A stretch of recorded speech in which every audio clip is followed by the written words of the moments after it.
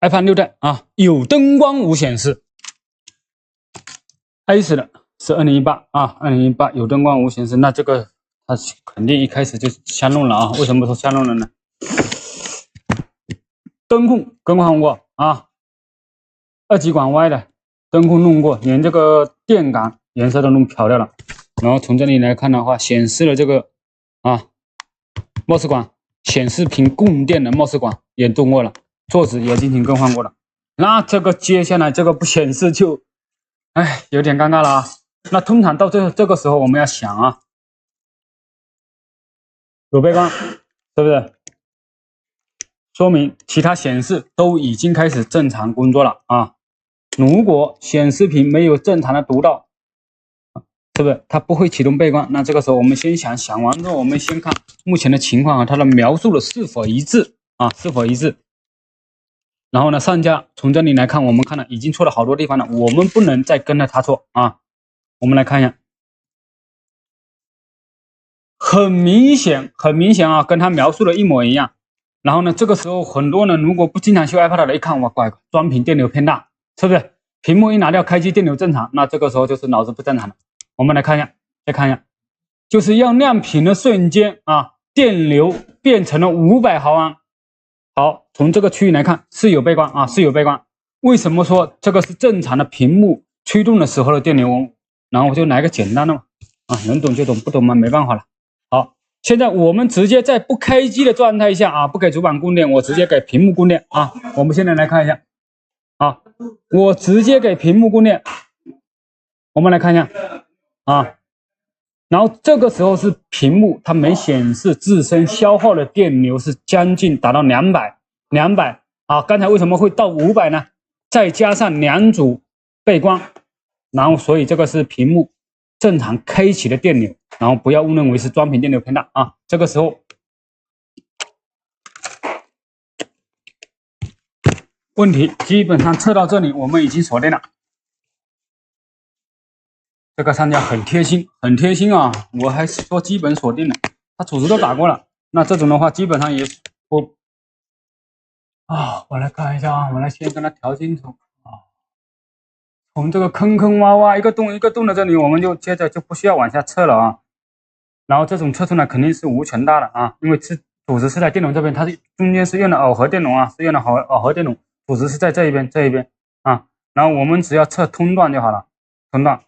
好，通的，下一个通的，通的。现在只要测这些双排感就可以了，别的区域不会出问题啊。我们先测双排感的组织，有啊，然后再测它的通路，正常，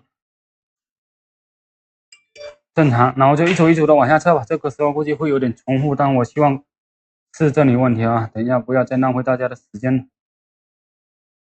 好，通路正常。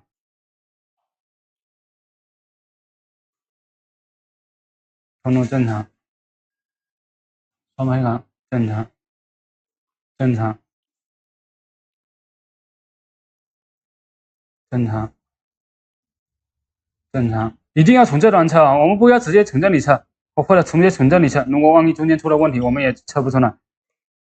组织正常，组织正常，来了，通路不正常。好，在这里测出来通路是正常的，在双排感的另外一端是不正常。我们再看下一组。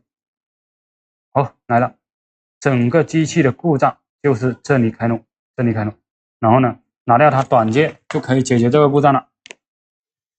这商家不省心啊！这么简单的故障也要拿出来让人家去挣钱，自己真的是干什么了呢？这些人不是说我们不想挣这个钱啊，就是没必要啊，没必要。你说没事多学习学习，是不是？不要整那些没有用的，刷什么没用的抖音啊，是不是？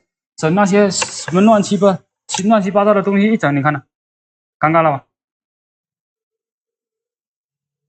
是不是？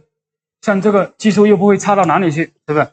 灯控会换，2极管这些会弄的，是不是？还稍微也会测组织的，为什么？就是自己测不到，别人测到了。搞得有点多啊，我现在把它分开啊，哎，我刚才说抖音啊，说不好这个等下要放抖音上面去，不就尴尬了？哟，搞来搞去有点多，让它吸掉一点。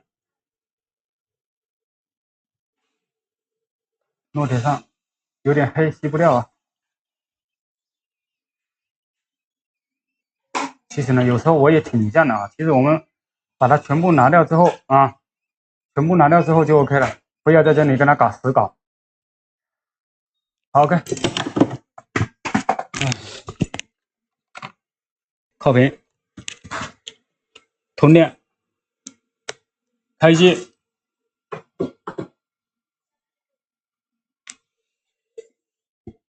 再见。